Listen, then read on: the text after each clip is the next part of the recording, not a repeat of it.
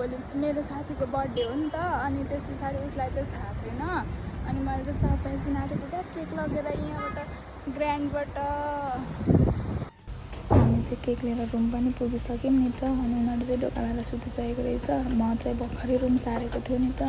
अनि मसँग पनि चाबी थियो अनि आफ्नो ड्युटी हुन्छ टाइम हुन्छ अनि उनीहरू चाहिँ सुतिसकेको रहेछ नि त लाइट अफ गरेर सुतेको रहेछ सोचेको भन्दा पनि खतरा सरप्राइज भयो क्या रुम अलग अलग भएको कारणले गर्दा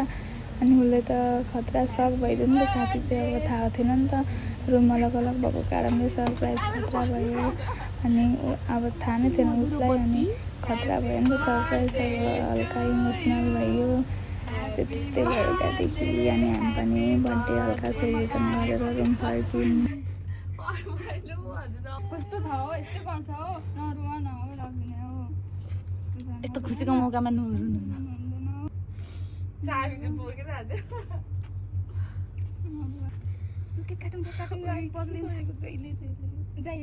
वर्षमा एकचोटि बर्थडे आउँछ जहिले तैले वर्षमा 4 चोटि बर्थडे आउँछ